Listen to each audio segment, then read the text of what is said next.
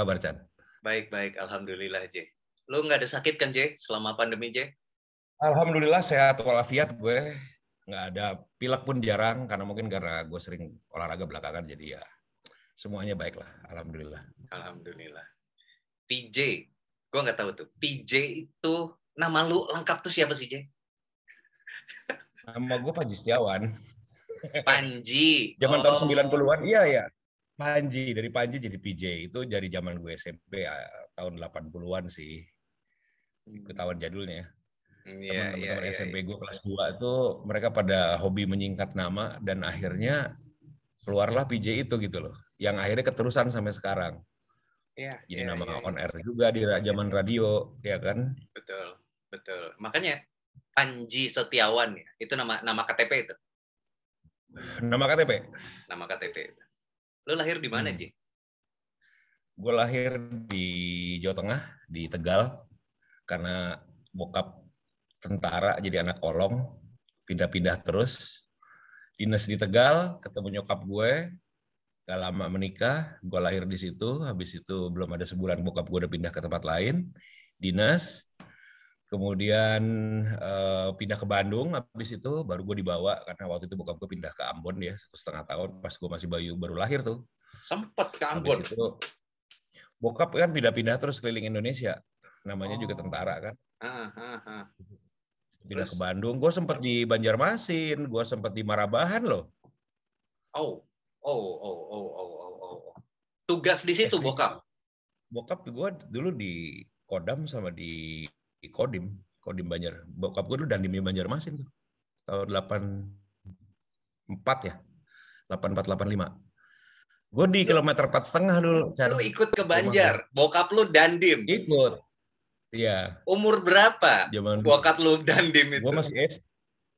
Gue SD kelas 4 sampai belum kelas 5. Belum nakal. Coba kalau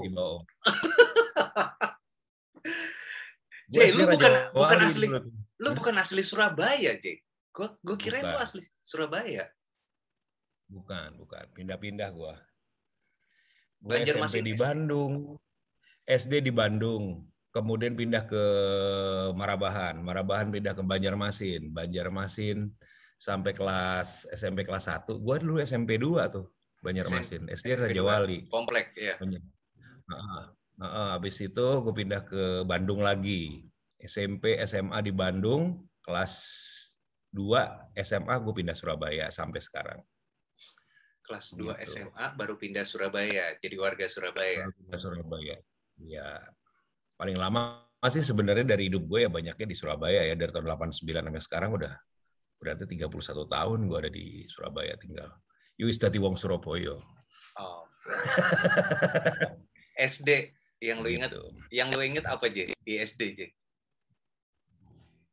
SD yang gue inget yang jelas zaman dulu ya namanya ngikutin bokap karena bokap tentara, pindah ke tempat yang jauh. Yang paling berkesan menurut gue karena itu benar-benar jauh dari mana-mana, yaitu Marabahan. Marabahan ya sepi banget zaman itu. Sekarang aja sepi kan. Tahun 2021. Ini bayangin di Marabahan itu tahun 83, di mana mobil cuma ada 1 biji dan nggak pernah jalan, punya bupatinya seingat gue. Gitu loh, nggak pernah jalan kemana-mana, cuman ada motor beberapa gelintir dan banyak orang pakai jukung, orang pakai speedboat atau pakai bis air zaman dulu. Ya, bis air, betul bis air. Bis air kan dari Banjarmasin ke Marabahan itu cuman bisa pakai bis air untuk yang transportasi umum. Kalau speedboat kan nggak semua orang bisa pakai speedboat kan pada zaman itu. Jembatan belum ada yang menghubungkan antara Banjarmasin dengan Marabahan.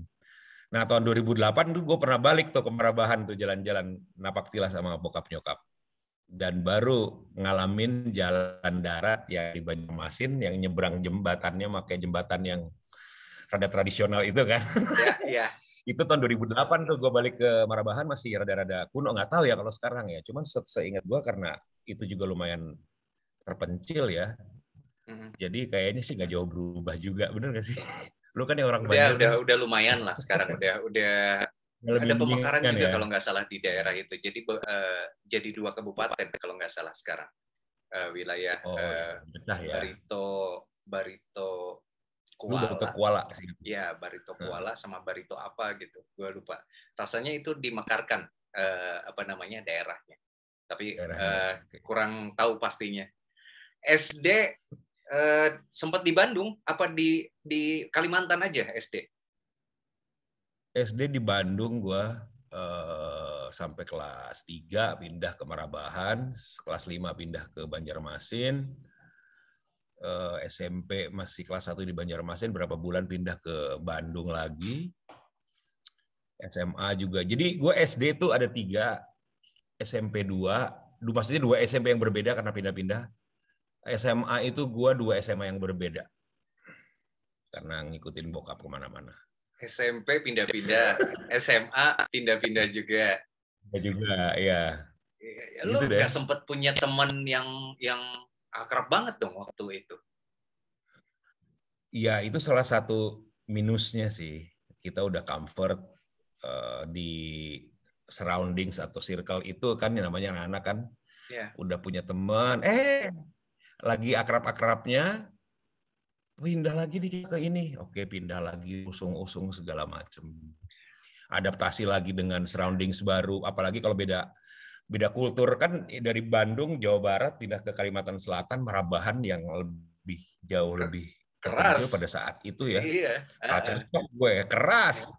SD-nya waktu itu gue ingat tuh masih ada SD, cuman ada 1 atau 2 SD gitu loh. Dan SD gue tuh baru dipindahin, atau SD baru, gue rada-rada lupa. Pokoknya itu baru buka hutan, yang jalannya masih tanah merah, yang kalau kena hujan itu becek banget, dan sepatu harus gue kalungin di leher, becek banget. Belum ada, nggak ada dikasih sirtu, nggak ada di batu, nggak ada apa, masih tanah liat, yang gue harus pulang kalau udah kehujanan tuh udah berteplokan penuh lumpur gitu kan. Betul. Gue ngalamin itu. Sekolah di pedalaman. Iya. Terus yang lo ingat banget di masa kecil lo yang yang masih membekas, lo pengen cerita deh suatu hari kalau masa kecil lo yang di bagian yang mana nih di part hidup lo? Oke, ada beberapa part kalau menurut gue. Kalau di Bandung partnya adalah gue main layangan ya kalau SD ya. Jadi gue main layangan itu susah banget di bendungnya, karena mungkin anak-anak sekarang atau mungkin di tahun-tahun mendatang ya, nggak tahu nih cucu gue kalau nonton ini rada aneh. Itu atau mbah atau kakung cerita tentang layangan, itu makhluk apa? Sekarang aja kita cari layangan udah jarang kan kelihatan. Iya. Zaman dulu tahun 80-an di Bandung itu masif banget gitu loh, sampai tiang listrik itu isinya kabel layangan. Iya, betul. Mungkin zaman lo kecil masih ngalamin tuh Banjarmasin. Iya. Layangan. Kalau nggak mimisan gue nggak pulang. Saking kan nguber layangan putus ya kan. Padahal ada duit loh buat beli. Oh lain. Nguber layangan putus itu tuh kenikmatannya luar biasa, bener nggak sih? Kita bawa bambu ya kan, robos, kadang jatuh, bocor-bocor dikit, lecet, itu biasa. Tapi malah itu yang bikin berkesan, karena apalagi sekarang udah nggak bisa diulang lagi. Nggak bisa. Nyebrang jalan, mobil banyak gitu, lari-lari. Mobil banyak, babat aja gitu kan. Jadi berkesan lah. Belum lagi, wah nyokap gue kalau udah ngacungin itu tuh, sapu lidi, ayo pulang, 1, 2, gue lari itu waktu masih kelas 1-2 SD.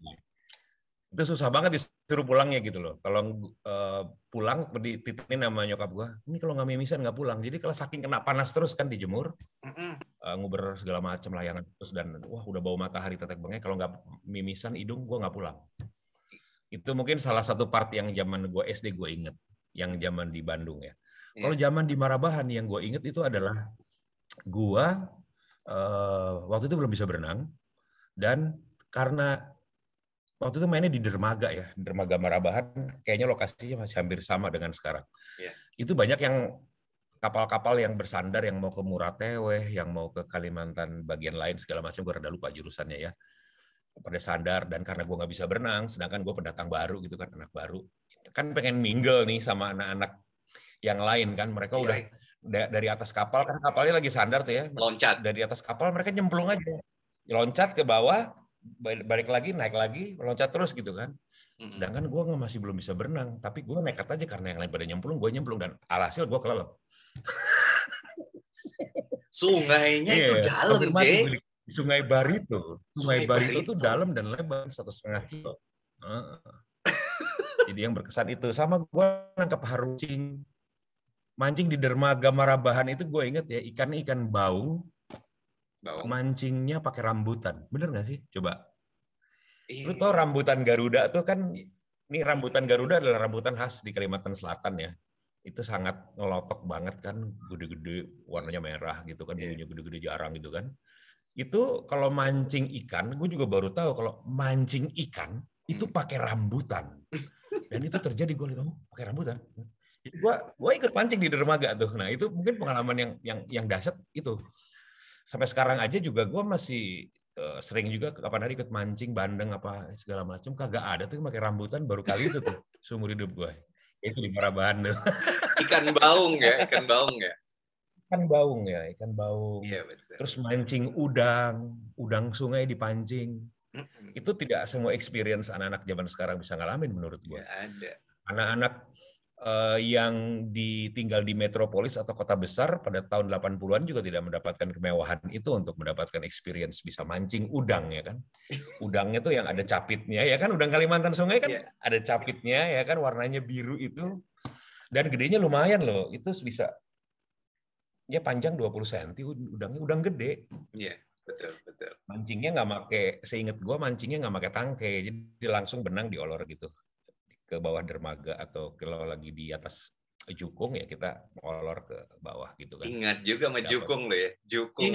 Ingat, karena gue di Kalimantan Selatan itu sempat tinggal Marabahan 2 tahun, di Banjarmasin 2 tahunan juga, hampir 5 tahun, 4,5 tahun seingat gue di Kalimantan Selatan. Kalau teman-teman nggak tahu jukung itu perahu yang pakai model kayak kano gitu, kecil. Iya, kayak kano. Benar kayak kano. Ya. Terus kalau di sana juga ada yang namanya klotok. Klotok itu yang pakai mesin. Iya. Lu sempat nggak naik klotok? Oh, sempat dong. Naik jukung, klotok, speedboat, bus air. Iya, bus air. Iya itu. Semua ya kan. Nah, betul. Alat transportasi air di sana, dan sampai hari pada ini saat tahun itu 2021, tahun 2021 itu masih ada. Masih jadi alat transportasi air di sana. Luar biasa ya. Iya. 2021. Benar. Tahun berapa lu pindah, J? Dari Kalimantan ke Jawa? 85.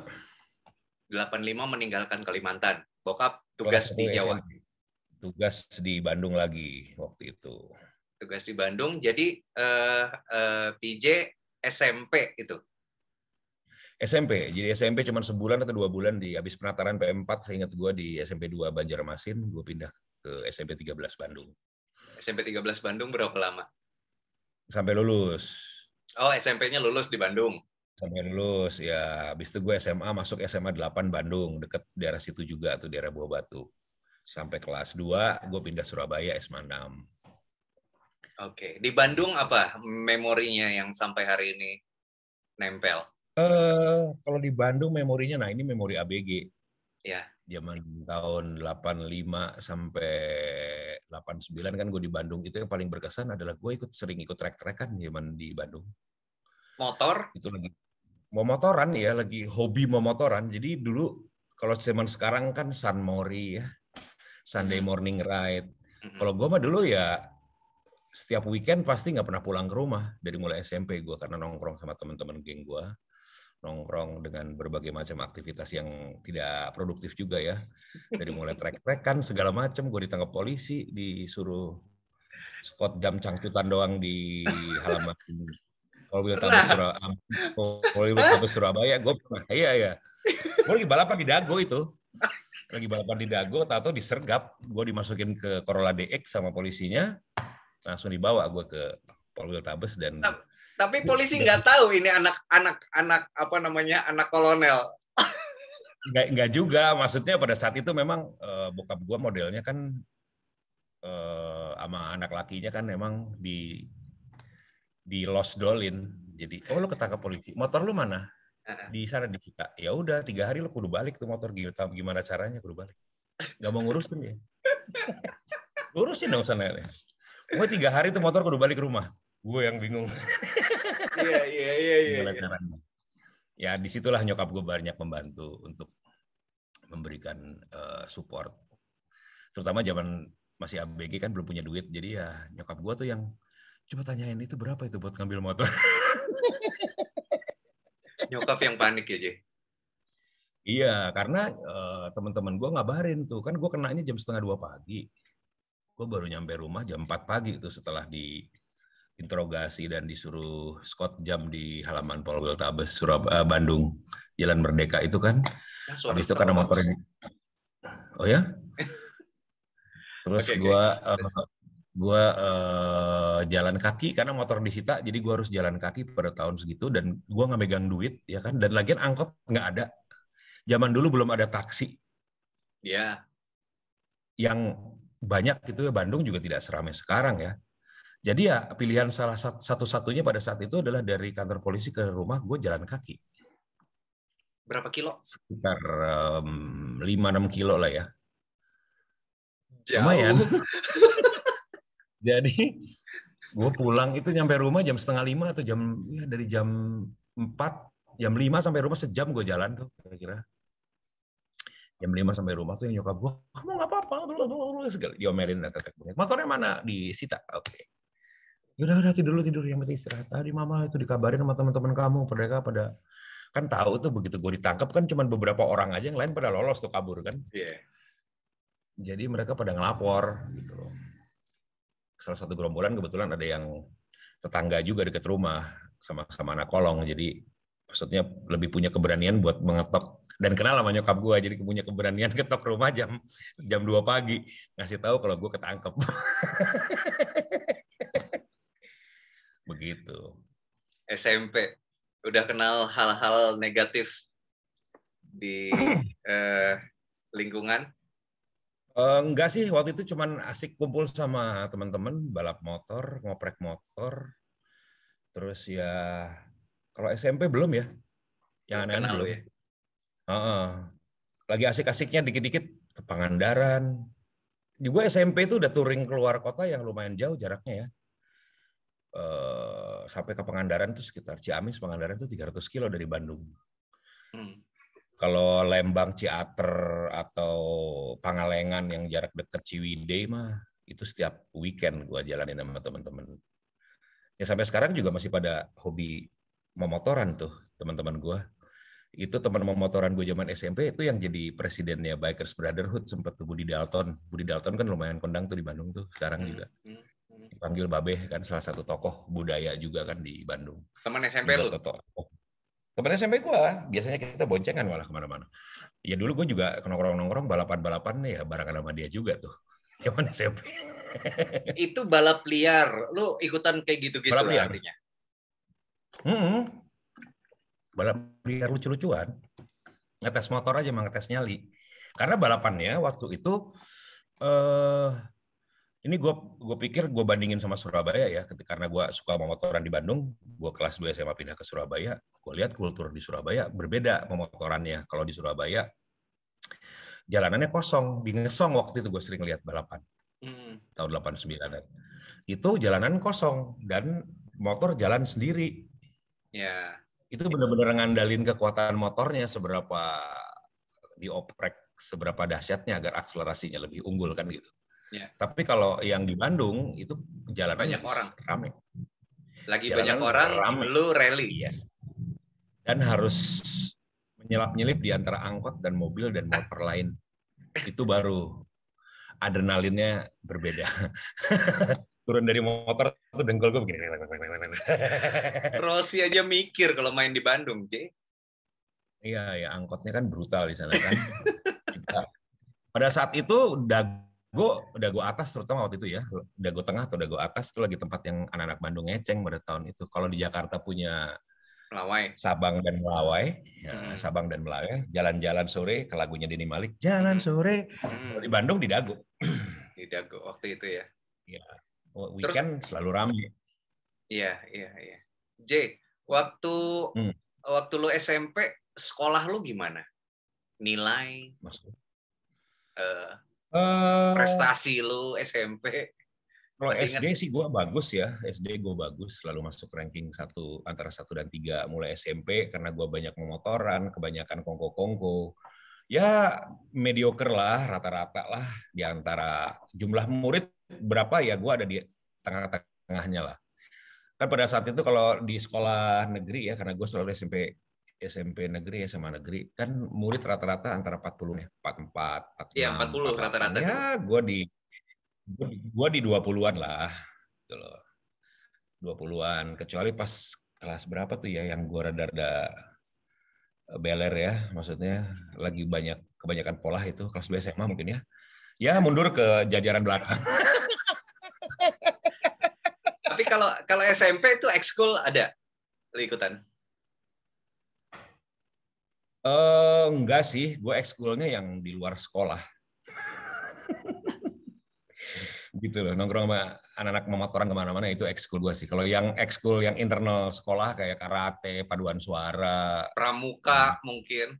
Kalau pramuka ikut diwajibin ya. Ya ikut ya, karena waktu itu setengah semi wajib apa gimana gitu. Kalau pramuka sih kayaknya ikut ya. Walaupun jadi kalau zaman gue itu yang ekskul lah, anggapan ekskul tuh pramuka ada, PMR ada zaman dulu, Palang Merah Remaja, Paskibra, ya kan? Paskibra ada, iya kan? Lu nggak ikutan ya kan? Yang kayak gitu-gitu tuh, yang pokoknya yang sore ke sekolah gitu, ikutan nggak? Sore ke sekolah enggak. Gue yang informal di luar sekolah. Kursus-kursus dia waktu SMP sudah mulai, nggak ada? Oh, waktu itu bimbingan belajar lagi baru-baru meledak ya di Bandung, terutama contoh beberapa brand apa sih namanya, Sony Sugema College itu dari zaman gue SMP tuh udah ada loh di Bandung. Lu pernah dengar nggak Sony Sugema? Di Surabaya kayaknya pernah ada cabang. Primagama. Primagama ya? Iya, Primagama juga. Itu kayaknya rata-rata dulu kan bimbingan belajar tuh lahirnya banyak dari Bandung deh, seingat. Betul.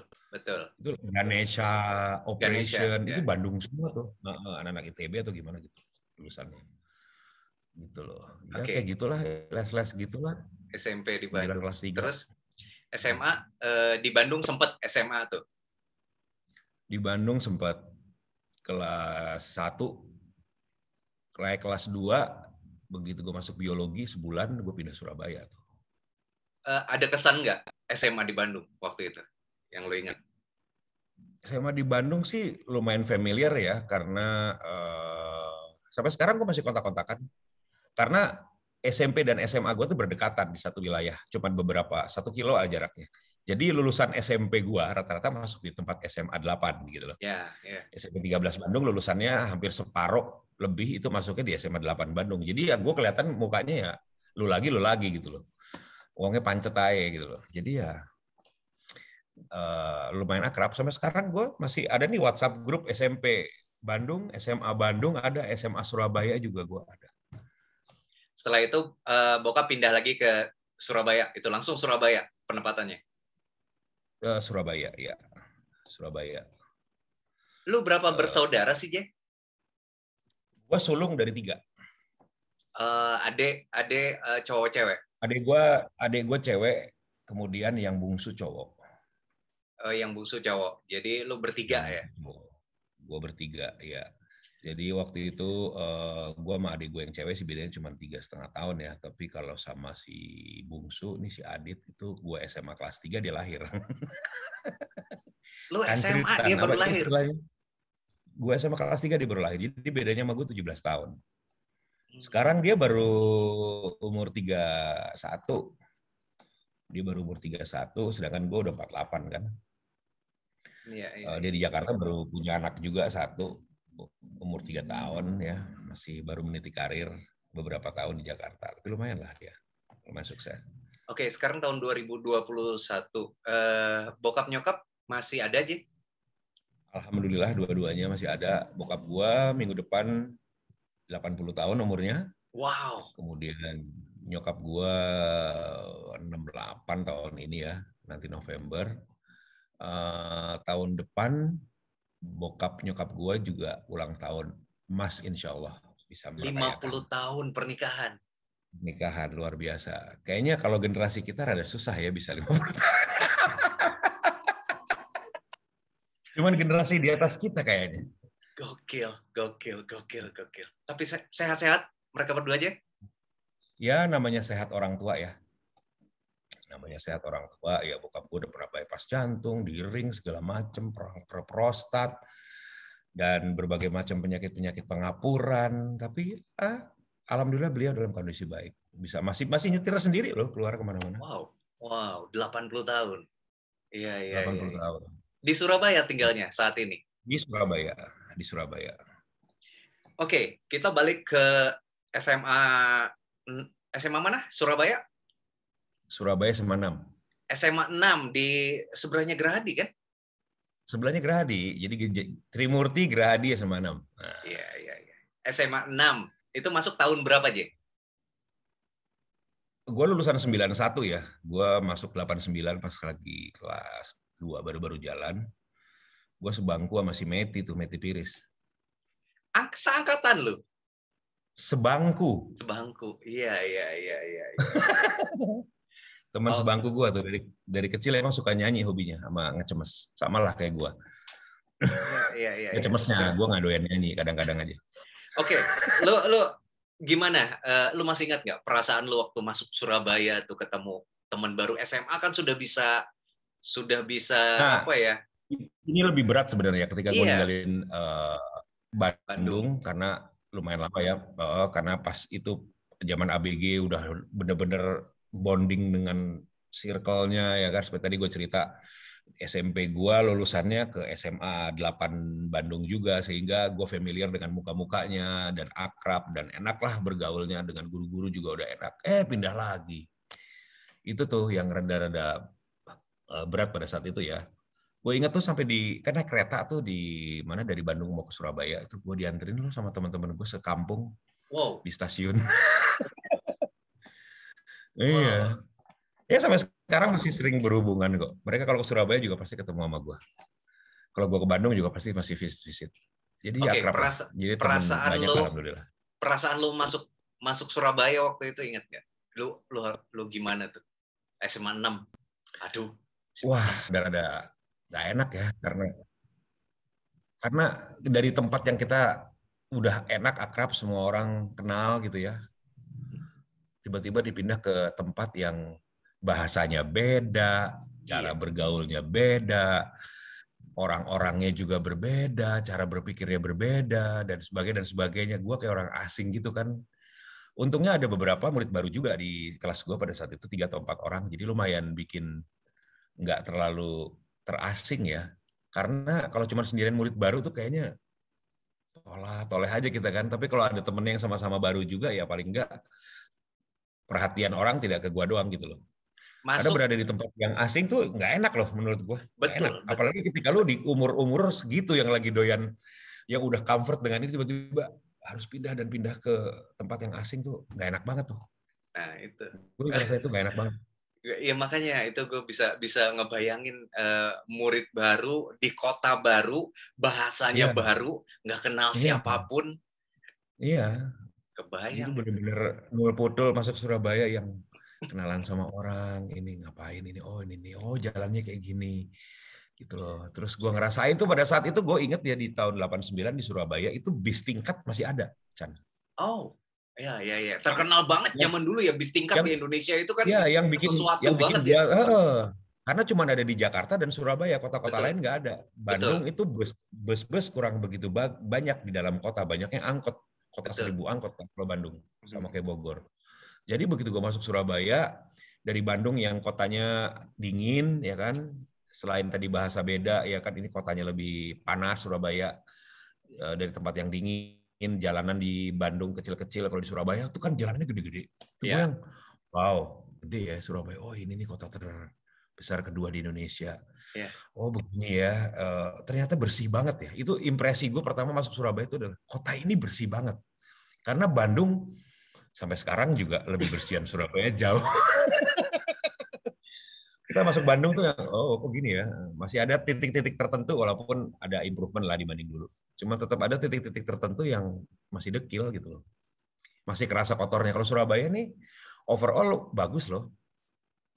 Itu kesan pertama masuk Surabaya. Ya. Ya, gue lewat depan Gerahadi. Wah, kan jalannya gede banget tuh, depan Gerahadi kan lebar kan. Wah, di Bandung yang jalan lebar begini kagak ada pada tahun itu ya. Mungkin ya di Jalan Merdeka itu yang rada-rada gede. Cuman tidak segrande dan glamor Surabaya ya. Dengan segala cat hitam putih trotoar, terus bersih. Waktu itu juga gue inget itu teman-teman SMA gue, karena gue murid baru tuh, gue banyak diajarin macam-macam, dari mulai kata-kata pisuan standar lah ya. Juga yang di underline sama mereka, lu jangan buang sampah sembarangan. Oh, karena nanti akan didenda. Iya, sampai kayak gitu loh maksudnya. Dan itu jadi hal yang common gitu loh, common knowledge-nya orang Surabaya, bahwa nggak boleh buang sembarangan karena kota kita bersih banget. Itu impresi gue tahun segitu ya. Gubernurnya siapa waktu itu? Lu masih ingat nggak gubernur siapa aja waktu itu, Jack? Lu masuk. Masih Pak siapa waktu itu? Kalau gubernurnya gue lupa ya. Tapi seingat gue wali kotanya tuh Pak Purnomo Kasidi. Nggak tahu kan lo? Nggak tahu gue. Tahun 80-an tuh wali kotanya Pak Purnomo Kasidi. Kalau gubernurnya Mbak Sofi belum? Belum, Pak Basuki belum. Pak Basuki almarhum belum. Pak Sularso waktu itu bekas Pangdam yang jadi. Rata-rata zaman dulu tuh bekas Pangdam yang jadi gubernur. Iya, tentara rata-rata. Ya, Orde Baru kan gitu. Gitu. Terus yang lu jalan-jalan di Surabaya waktu itu, Tunjungan Plaza sudah ada belum, Jack? Oh, waktu itu Tunjungan Plaza lagi hits-hitsnya, the one and only mall loh. Belum ada Pakuwon, belum ada Galaxy Mall, belum ada. Yang ada itu Delta Plaza sudah ada duluan. Namanya Delta Plaza, sekarang Surabaya Plaza. Delta Plaza sudah ada, Tunjungan Plaza baru satu. TP1 artinya. TP1. Wah, belum ada bayangan ada dua segala macam, belum ada tuh. Tunjungan Plaza taunya ya. Baru TP1 aja kan, dengan melingkar itu kan, yang apa, orang bisa melingkar sambil melihat, sambil seen and to be, ya kan. Nah, wah keren juga nih mall ya gitu. Seringnya gue nongkrong di atas tuh kalau makan tuh, ada es krim dulu namanya es krim Moncherry. Nah, iya, yang keluar sendiri. Ayam goreng Cianjur. Nah, itu. Iya kan? Moncherry yang keluar sendiri. Ayam goreng kan Cianjurnya waktu itu, ya bener, Moncherry yang di depannya bioskop itu. Iya. Nggak tahu sampai tahun berapa ya. Sekarang sih kayaknya udah nggak ada ya. Kayaknya udah lama juga gue nggak ke TP1, udah lama banget gue nggak. Begitu ada 2, 3, 4, 5 kayaknya kan TP1 rada terlupakan, bener nggak sih? Oke. Orang Surabaya kan gitu, begitu ada yang baru, yang lama ditinggalin. Iya, yang ramai 56 tuh sekarang tuh. 56. Iya, orang ke 56, kadang 4 ya kan. 3 itu apa Pujasera paling orang makan, gue nggak tahu sekarang masih nggak sih. Oke, J, SMA, kita cerita SMA dulu nih, J. SMA 6 yang lu teman-teman lu di SMA 6 selain Meti yang sohib banget tuh siapa tuh SMA 6? Oh, sohib gua ada beberapa ya. Ada si Avan tuh sekarang jadi pilot Garuda. Tahun lalu gua ketemu dia di Jakarta. Terus ya Meti, terus pacarnya Meti puluhan tahun akhirnya merit juga, si Glenn itu juga kan satu angkatan, dia anak A1, gua anak A2 sama Meti. Ya paling gaulnya itu tuh doang pada saat itu. Memang gua banyak nggak gaulnya sama teman-teman SMA sendiri. Gua gaulnya sama anak SMA komplek pada saat itu. SMA komplek itu 1259 ya. 1259. Karena adik gua kan waktu itu SMP 1, jadi setiap pulang sekolah gue harus punya kewajiban jemput dia tuh di SMP 1. Jadi dari situ berkembanglah, entah gimana caranya pada saat itu ya. Gara-gara gue nongkrong di radio ceritanya. Tahun 89, 90 awal tuh gue nongkrong di Istara. Zaman yang siaran Jesse Ambon. Jesse masih siaran, lu masih SMA? Ya, gue SMA kelas 2 tuh. Jesse lagi siaran. Dia ada program dance music, ada yang program rap music segala macam. Gue sering rap juga di situ sama teman-temanan. Gue ketemu banyak teman-teman di situ sebenarnya mulai bergaulnya. Ada si Rizky, ada si Sony Cameron, ada si Yuki, ada si segala macam itu ya, banyak banget. yang kemudian bikin grup rap segala macem, Pumpkin Rapper Crew apalah, tahun segitu lucu banget. Itu grup rap pertama loh di Surabaya, gue berani klaim tuh. Itu gue yang bikin sama anak-anak tuh waktu itu kan.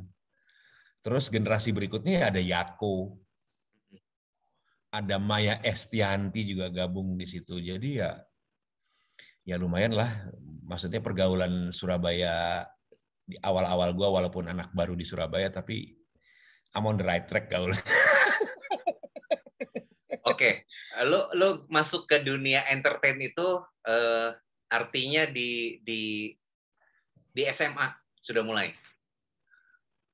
Ya kalau broadcast sebagai bagian entertainment ya.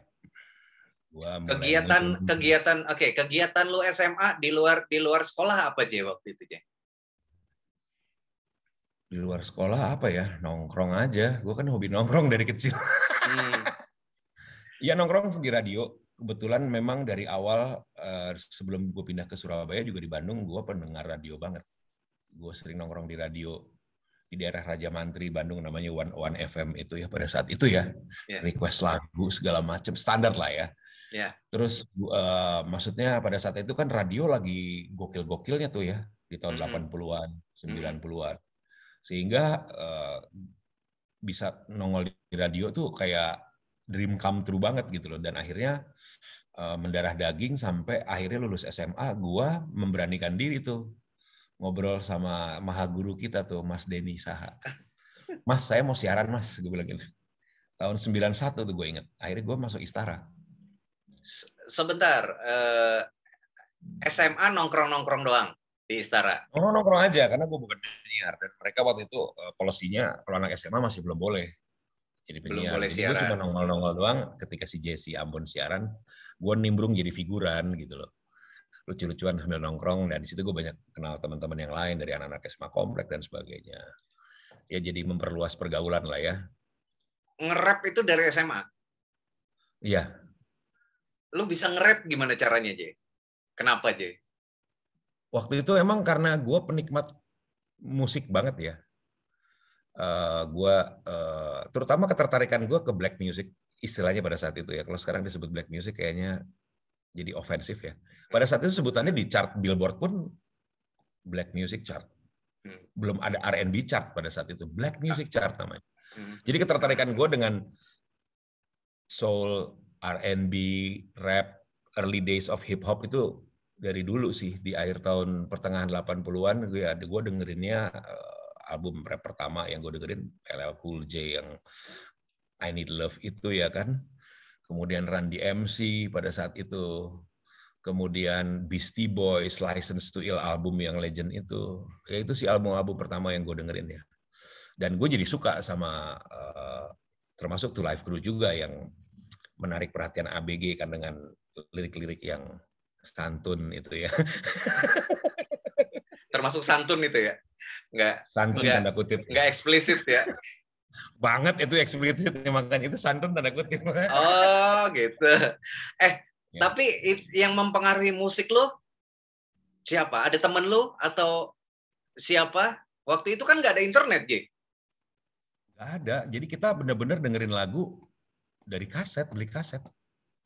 Denger kan di radio dulu tuh, awalnya? 80-an, ya mungkin ini yang perlu teman-teman di generasi sekarang tahu tuh, zaman dulu tidak seperti sekarang yang mau denger lagu Ariana Grande atau Bruno Mars yang terbaru tinggal klik buka YouTube, dapat official channelnya si Ariana Grande, dia akan mengasih publication kan bahwa dia akan official release date-nya single terbaru judulnya ini tanggal sekian jam sekian akan rilis worldwide di YouTube. Kalau zaman dulu mah belum ada kayak gituan. Ya kan kita harus dengerin radio ya kan untuk nyari lagu new entry atau lagu baru apa yang bakal hits. Juga dulu kaset bajakan. Orang jual kaset bajakan. Iya, jadi campuran. Indonesia ini campuran yang isinya ada top pop, ada seleksi apalah segala macam di tahun itu kan. Gue ingat kalau zaman gue di Bandung SMP itu gue belinya tuh di Toko Tengah di Jalan Dago. Toko Tengah itu Jalan Dago. Toko Tengah Jalan Dago itu yang menjual lagu-lagu terbaru kompilasi, lagu-lagu yang bakal hits gitu deh gitu loh. Dan gue selalu yang menyisakan uang saku untuk membeli harga kaset pada saat itu berapa ya? 1.600 apa? Iya. 1.800 perak yang gue harus menyisihkan uang saku gue untuk beli kaset 1 biji gitu loh. Jadi dari Bandung lu sudah beli kaset? Iya, kaset-kaset campuran begitu kan, karena namanya anak SMP duitnya terbatas ya, nyisain uang saku beli. Uang saku gue berapa dulu ya? Cuman berapa ratus perak gitu ya kan? Satu hari 100 perak apa 200 perak, gue lupa ya. Yang jelas memang disisihkan gitu, sebulan sekali gitu kan beli kaset ya kan. Kaset itu beli yang campuran agar kalau yang bajakan itu kan kalau beli campuran gue nggak harus beli album. Kalau beli album kan berseri itu ya kan, lagu yang anak maunya cuma 1-2, kecuali kita senang banget sama artisnya. 1-2 kita harus beli the whole album, kita harus nunggu lagi nabung duit untuk membeli. Tapi kalau beli yang campuran kan lebih variasi dan lebih hits pada saat itu karena rata-rata itu mengutip ada yang chartnya Radio Oz lah, Prambors lah, segala macam. Prambors Top 20, apalah, gue nggak ngerti itu kan zaman tahun segitu, macam-macam tuh judulnya. Jadi gue lihat, wah ini keren-keren nih baru nih, gue baru dengar kemarin di radio udah ada nih, beli. Jay, lu sempat kebeli campuran tapi cover version nggak? Johan Untung yang nyanyi. Nah, pernah. Jadi gini, tahun 85, 86, 87 itu kaset bajakan masih dahsyat. Habis itu ditertibkan. Penertiban copyright bla bla bla. Kemudian baru label-label yang global brand itu mereka mulai masuk dan harga kaset menjadi 2-3 kali lipat seingat gue pada saat itu. Nah, itu baru tuh kita nyari lagu yang terbaru rada susah. Akan lebih delay dibanding yang bajakan. Bajakan tuh lebih cepat. Denger new entry minggu ini di radio nih muncul jeger ya kan. 3 hari kita cari di toko tengah itu udah keluar new release, new entry whatever lah judulnya gitu. Lagunya udah sekampung tuh. Wah, ini gue denger kemarin nih asik, wah happy banget. Kalau di Surabaya dulu kerjanya Black Coffee tuh. Yoi, si Ewa tuh kerjanya. Si Ewa. Gitu. Up to date ya, apa namanya kaset bajakannya up to date ya. Up to date. Nah, begitu ditertibkan itu memang jadi transisi ya. Masih ada beberapa yang bajakan menjual tapi di obra istilahnya ya. Ditertibkan agar orang-orang beralih ke itu, mulai transisi itu akhirnya. Walaupun susah juga kalau Indonesia mah masalahnya penggemar bajakan ya. Apalagi sekarang dengan model streaming audio, gue nggak ngerti tuh penyanyi-penyanyi sebenarnya ngerilis album itu untuk apa gitu loh. Kalau zaman dulu kan jualan di CD ya, kayak jualan zaman Padi. Padi album laku 1,8 juta copies. Mereka masih dapat royalti bagian dari situ, ya kan? Betul. Kalau sekarang jual apanya? Buat konser. Jual USB. Cuman itu doang. Ya kan jadi off air doang, off air doang. Terus biar bisa konser, udah gitu doang sih. Yang dulu sekarang ada ringback tone yang bisa dijual juga kan? Betul. Ingat nggak zamannya Wali awal-awal itu kan? Wah, downloadnya sekian juta gitu. Mereka dapat royaltinya dari perusahaan apa tuh namanya? Ringback tone itu bisa miliaran. RBT. Kalau sekarang mereka kayak kesian juga sih, cuman jualan ini aja ya. Off air performance. Betul. Oke. Influence orang yang menginfluence musik lo ada nggak sih? Orang lo ngikutin siapa, dia karena denger lagu ini kemudian lo ngikutin dia gitu, ada nggak? Nggak ada sih, kebetulan karena dari gue kecil gue hobinya kumpul dengan banyak orang yang berbeda dan genre yang gue dengerin juga variatif. Walaupun gue suka black music pada saat itu, gue suka R&B, gue suka hip hop, gue suka soul, tapi gue juga dengerin lagunya Queen, gue dengerin lagunya The Beatles, gue dengerin lagunya Yes, gue dengerin lagunya STYX, gue dengerin lagunya Bon Jovi dan sebagainya. Guns N' Roses juga gue dengerin karena pada saat itu ya seperti kebanyakan anak-anak zaman sekarang juga, ketika mereka beranjak ABG kan lagi buka sensor segede-gedenya tuh, explore mereka punya taste music kan. Betul. Mereka dengerin ini, nyari milah mana yang kira-kira cocok buat mereka. Lu dengerin radio di gitu. Bandung apa aja? Zaman itu? Iya, zaman itu gue dengerin radio 101 karena itu deket sama lokasi sekolah gue sama rumah gue kebetulan. Di sisi lain juga gue dengerin OS waktu itu. Oh, sudah ada ya Antara OS dua Bandung. itulah. OS udah ada. Ardan udah ada, seingat gue. Tahun 80-an. Itu udah jadul banget tuh radio-radio itu tuh. Oke, jadi lu denger radio itu pertama dari Bandung, kemudian ke Surabaya lu denger radio lagi. Gue dengerin radio lagi karena emang gue dengerin radio pada saat itu. Radio adalah satu-satunya media yang bisa memberikan kita anak-anak muda lagu-lagu yang paling baru. Cuman radio. YouTube belum ada, MTV belum ada tahun segitu. MTV belum ada loh. Terus acara TV baru RCTI doang tuh, Rocket. TVRI kan SAFARI Safari ya kan. Isinya Edisut dan kawan-kawan tuh. Sama Endang Estaurina. Selectapop itu kan di luar range-nya anak muda. Kalau kita kan anak muda di mana-mana kan pasti pengennya jadi part of warga global nih, tes musiknya. Benar nggak sih? Ketika kita belasan tahun kan pasti yang dicari, selain juga artis lokal juga pasti kita akan dengar ya. Cuman membuka diri terhadap influence musik-musik yang lagi hit secara dunia itu pasti lebih gokil gitu loh.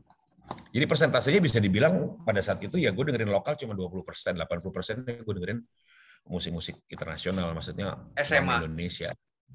SMP, SMA. SMP, SMA sudah dengerin lagu-lagu luar. Lagu-lagu luar, ya. Terus kayaknya kebanyakan ya teman-teman gue juga gitu sih. Rata-rata semua. Lingkungan lu artinya pada doyan karena kalau lingkungannya doyan India pasti dengerinnya India juga, J. Soalnya gitu. Iya, iya. Karena lingkungan lu waktu itu dengerinnya mancanegara lah istilahnya gitu ya. Ya macam-macam. Ada temen gue yang doyannya sama Guns N' Roses. Temen gue satu lagi doyannya Bon Jovi. Temen gue satu lagi doyannya Earth, Wind and Fire. Ada lagi yang doyan koleksi Kool and the Gang. Jadi gue serap semua pada saat itu. Ada yang doyan Queen, ada yang doyan ini. Ya gue babat semua. Akhirnya gue lebih dengerin yang rap music pada saat itu karena hip hop kan baru muncul dan hype secara global kan pertengahan 80-an. Jadi pada saat itu tuh adalah very new thing dari underground di daerah New York sana tiba-tiba meledak dan merambat ke seluruh dunia kan. Jadi tahun 86, 87 gue udah dengerin LL Cool J, gue dengerin License to Ill-nya Beastie Boys, gue dengerin Run DMC. It's like that, and then the way it is. Sekarang muncul lagi di TikTok. Iya. Dan lu nge-rap sama teman-teman lu, bikin grup rap SMA itu? Oh iya. Pertama nge-rap di radio, kemudian merambah gue nge-rap di klub. Di klub jadi, bisa tampil? Oh tampil, ya. Gue inget gitu tahun 90, bulan Desember kalau nggak salah. Itu gue tampil performance pertama tuh di Kemi Club. Elmi Hotel. Elmi Hotel. Itu lagi hits banget tuh di tahun 80-an, Kemi. Gitu. Jadi lu SMA sudah ke Kemi? Udah. SMA gue udah ke disco. Udah disco. SMA gue udah ke disco. Gue udah ke SE, gue udah ke Fire, gue udah ke mana Kemi untuk kalau Kemi waktu itu kesannya yang udah dewasa banget. Jadi jarang. Lebih ke studio isi waktu itu Sunday Club ya acara. Dari Bandung sebenarnya gue kelas 3 SMP karena Studios Bandung kan yang pertama ada di Bandung. Itu gue kelas 3 SMP gue pertama kali ke disco ya di Bandung Sunday Club. Sunday Club hari Minggu siang kan waktu itu kan kita ngedisco kan Minggu siang. Iya karena ABG Indonesia ABG semua tuh. Gue masih ingat pokoknya waktu itu anthem yang lagi dahsyat banget diputar di SE adalah Breakout-nya Swing Out Sister. Breakout, gue experience itu gitu. Makanya gue cinta sama lagu itu. Karena gue menyaksikan gue masih SMP dan dengan segala macam gemerlap lampu dan sound system yang kencang dan lagu itu muncul. Sama lagunya yang gue berkesan banget adalah lagunya Blow Monkeys. It doesn't have to be this way. Sama Breakout. Itu dua lagu itu yang gue inget. Zaman disco waktu itu. Itu dari Bandung, bawaan dari Bandung. Bandung ya. Jadi ketertarikan gue ke dance music sebenarnya udah dari dulu sih. Makanya gue gabung di radio, mau jadi penyiar. Kemudian later gue jadi DJ juga gitu loh. Oke, bukan dunia malam itu, tapi dunia Minggu siang kan zaman itu kan kita ya pada saat itu bukan malam kan? Ya anak-anak SMP gini untuk yang Minggu siang memang untuk menjaring anak-anak kecil-kecil baru gede ini gitu. Isinya anak-anak masih baru batu jam semua ya kan. Batu jam, iya. Maksud gue, kelas 3 atau kelas 2 SMP waktu itu. Pertama kali di sekolah, oh besok. Oh begini, oh banyak Iya, kacanya coy. lampunya turun ini sendiri. Iya kan. Lampunya terus, gue yang, gitu kan. Apaan nih? Gue ini kayak UFO gitu ya. Iya. Besok ya kan. Minum minuman keras atau terkena pil-pil nggak jelas? Sempet di zaman tahun 80-an itu ada pil-pil BK, cuman gue nggak begitu doyan. Maksudnya tidak tertarik untuk mencoba juga, karena waktu itu gue lagi doyan mau motoran aja dan nongkrong-nongkrong. Jadi normal-normal aja ya, sadar terus tuh ceritanya. Sadar terus. SMA juga gue di Surabaya minum-minuman juga jarang ya, paling mentok bir. Itu juga di weekend aja. Gue beli waktu itu tuh di Sinar Jalan Bintoro. Sinar Bintoro masih hits-hitsnya buka 24 jam coy. Iya. Malam segitu. Malam minggu tuh pada ngantri, orang pada beli bir, minuman. Waktu itu liker masih lengkap di rak, ada semua tuh minuman keras ya kan. Cuman gue nggak beli. Satu karena mahal, zaman SMA kan. Iya. Jadi belinya mentok bir aja. Paling beli bir kaleng gue yang draft bir panjang itu yang isi 660 mili. Gue beli 1 biji, teman gue beli 1 biji. Udah kita jalan keliling Surabaya nongkrong. Udah habis itu pulang. Setengah 10, jam 10 udah di rumah. Mentok SMA. jam 12 lah. SMA. Cuman gitu aja standar lah. Oke. Kemudian setelah bikin grup rap, lo ngapain lagi? Bikin apa lagi waktu itu di SMA? Ini adalah salah satu best part juga, yaitu gue waktu itu karena gue anak tentara ya, bokap gue tuh waktu itu dapat pada saat itu semacam kayak ada Jeep namanya utility A2, itu Jeep sebelum Hummer, dan bokap gue beliin gue itu. Lu dibeliin mobil? Ya, modelnya kap kebuka gitu yang pakai kanvas sadis itu. Yang pada saat itu kalau lu inget iklannya Jarum Super di tahun 80-an. Si Vera Kinan kalau nggak salah tuh. Wah, gue demen banget sama model tuh Vera Kinan itu yang jadi modelnya Jarum. Posenya di atas mobil itu. Mobil Jeep kayak punya lu? Ya. Jadi ya keren banget lah pada tahun itu mah, keren banget. Dan lu udah sekarang, punya mobil SMA, udah punya mobil, wah top banget dong lu di kalangan. Ya, kebetulan lucu. Jadi gue kemana-mana pakai Jeep itu sama teman-teman gue, kan kebuka gitu kan, malam minggu pernah kehujanan juga sampai basah kuyup dan sebagainya. Ya lucu. Oke. Itu ngebangun dari mulai mobil itu bangke, ditarik, dibawa ke bengkel, dan gue pulang sekolah kelas 3 SMA itu gue hampir tiap hari gue ke bengkel untuk ngelihat proses restorasi mobil itu. Makanya gue cinta banget. Tiap hari tuh gue cuci mobil itu. Wow. Tiap hari mobil itu gue cuci, dan gue ngeliat karena bokap gue tentara kan. Itu lu tahu nggak supir-supir tentara itu kalau ngebersihin mobil? Sadis bos. Lu tahu ban serep itu disemir, Chan. Jangan, pokoknya nggak boleh kotor sama sekali artinya. Nggak boleh kotor.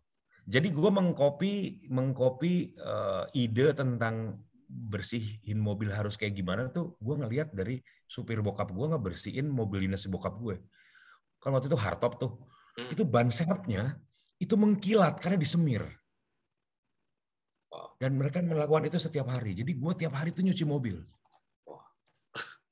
Tiap hari tuh gue nyuci mobil. Mobilnya nggak kotor, gue cuci mobil karena gue cinta banget. Jadi dari mulai 1-2 bulan gue tungguin mobil itu di bengkel ya.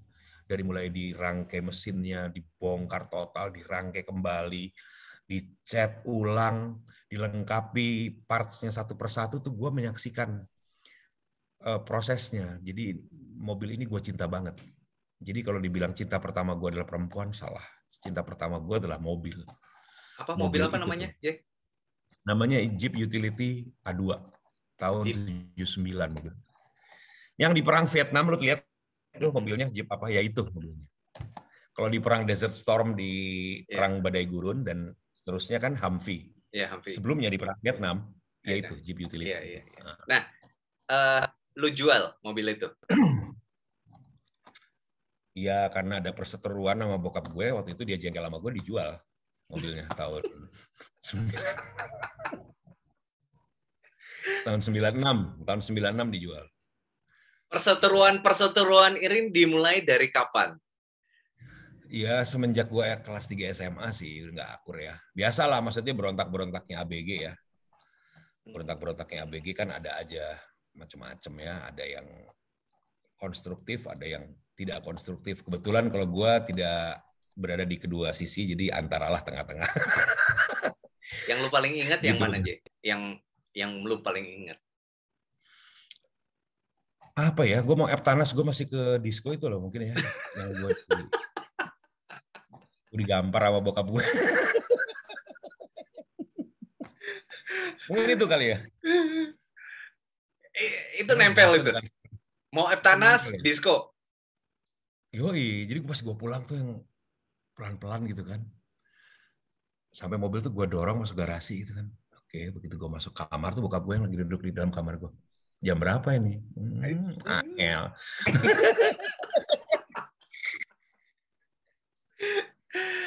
Gitu. Oke. Cewek gimana? Kalau cewek SMP, SMA, pacaran kah? Sudah? Gue mulai pacaran kelas 3 SMA ya. Kelas 3 SMA baru kenal, baru pacaran sama cewek? Baru tertarik untuk jadi mungkin hormon gue lebih ke kendaraan pada saat itu ya. Gue hobi pemotoran, gue nongkrong sama teman-teman laki kemana-mana gitu ya. Bergerombol ke sana kemari. Akhirnya kelas 3 SMA gue baru ada ketertarikan sama lawan jenis. Pacar pertama gue, ya kelas 3 SMA gue udah punya. Gitu. Masih ingat namanya sampai sekarang? Oh masih dong. Semua pacar gue inget. Anak SMA 6 juga? Oh bukan, dia anak SMA Pirngadi, Surabaya. Ketemu dia di mana waktu itu? Ketemu dia di bimbingan belajar. Jadi satu bimbingan belajar yang kebetulan dekat rumahnya dia juga. Jadi rumah kita waktu itu dekatan. Jadi pilihan terbaik memang ya bimbingan belajarnya di situ. Ya sekelas di bimbingan belajar, kenal, pulang bareng, bla bla bla, ini pacaran. Lumayan ya, 2-3 tahun gue pacaran sama tuh perempuannya. Sama pacar pertama gue yang lucu itu, ya kan. Asik. Hampir 3 tahun lah. Pernah ketemu lagi nggak? Oh, udah lama karena dia di Jakarta setahu gue ya. Jadi terakhir ketemu ya tahun 90-an juga. Udah lama banget. Dia pacar pertama lu, tapi lu pacar pertamanya dia nggak? Enggak, bukan.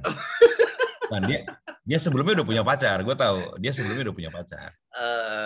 Iya. Oke. Jadi mungkin gue rada deso gue. Yang lain udah pada pacaran, gue kelas 3 SMA baru pacaran. Gitu. Telat. Nggak apa-apa lah ya. Nggak apa-apa. Aman. Terus habis SMA kuliah? SMA gue kuliah. Kuliah di mana?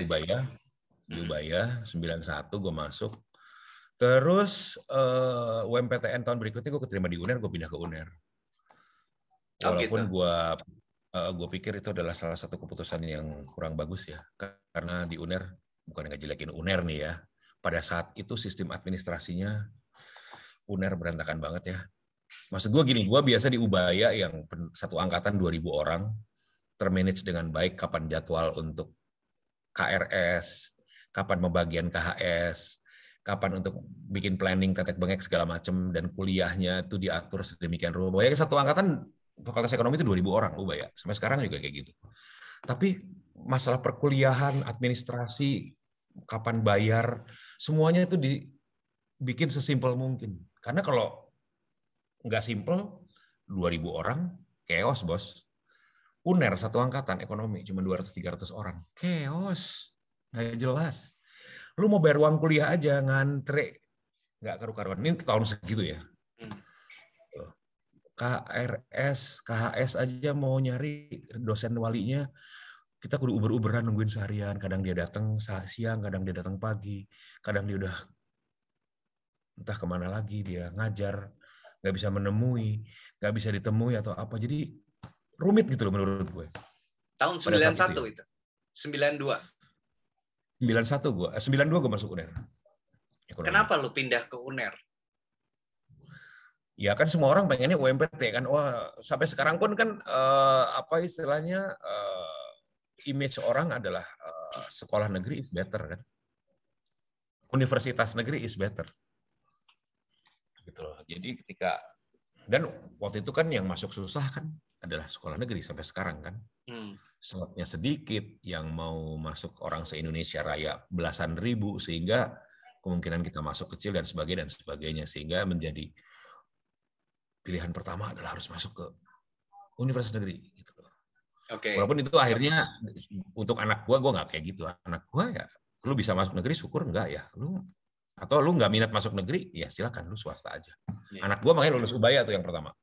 Dan nggak minat untuk negeri juga dia. Ya terserah aja, bebas lah kalau gua mah, maksudnya berdasarkan pengalaman ya. Jadi kayak gitu. Lulus SMA, lu bilang tadi lu ke radio. Waktu itu kuliah? Ya, sambil kuliah. Langsung diterimakah waktu itu di radio? Ya, langsung diterima sih, gue di training dulu beberapa 1 bulan, habis itu waktu itu Istara tuh masih formatnya ya tahun 91 tuh formatnya masih lebih lebar umurnya, belum Radio Anak Muda loh. Oh ya? Ya. Kemudian jadi gue sempat ada training 2 kali karena waktu itu di reformat menjadi Radio Anak Muda. Jadi radio yang umur segmennya 18-40, shifting, reformatting berubah menjadi untuk youngsters radio. Istara tahun 9. Ingat gue 92 ya.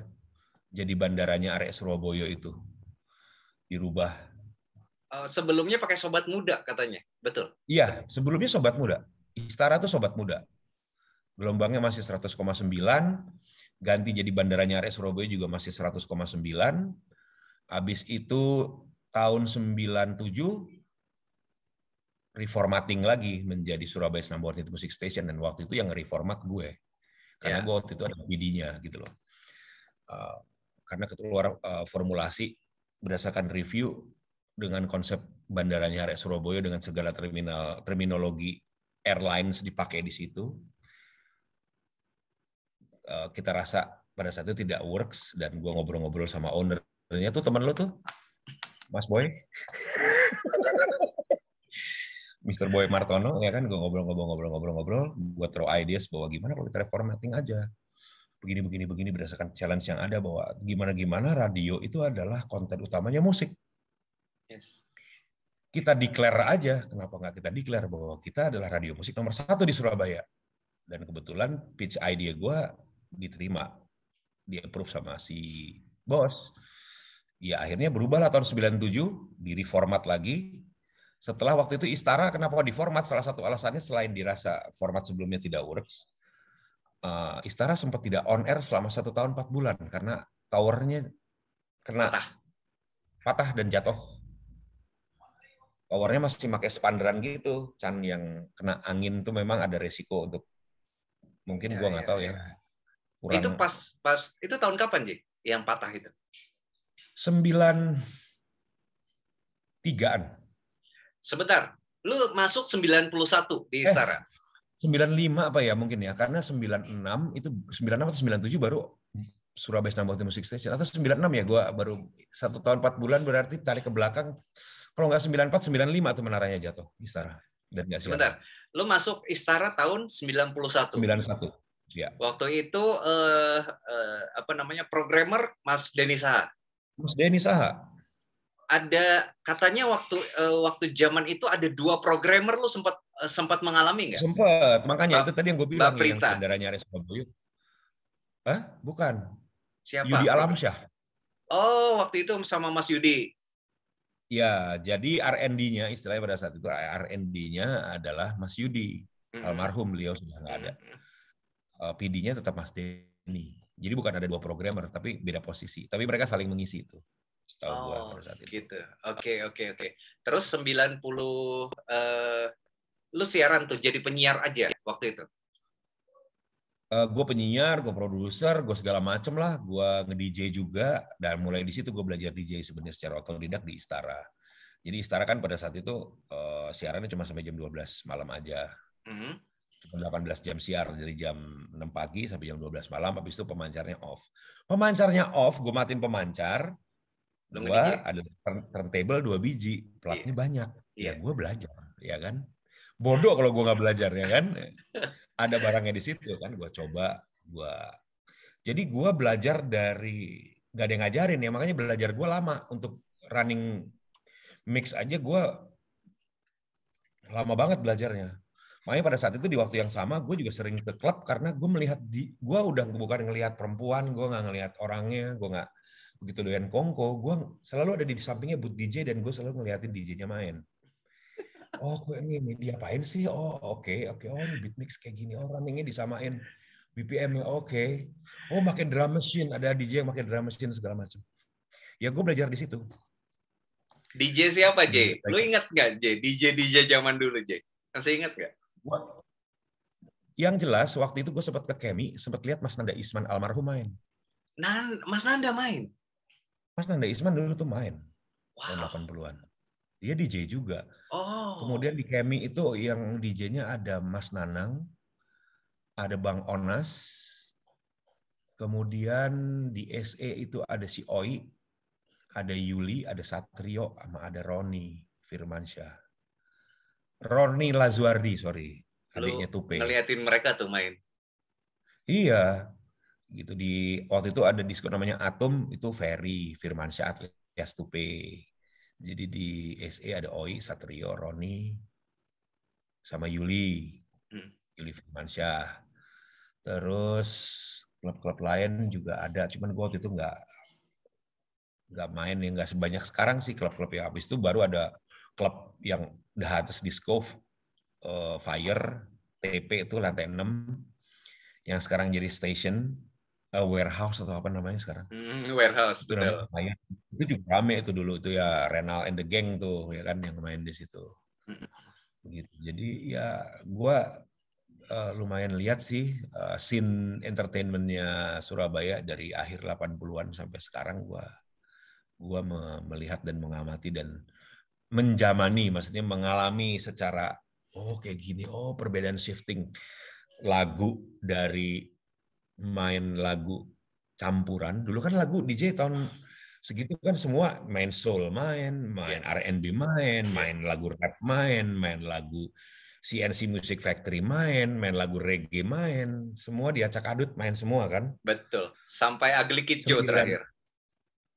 Iya, lagu rock main, Welcome to the Jungle itu di disco muter loh.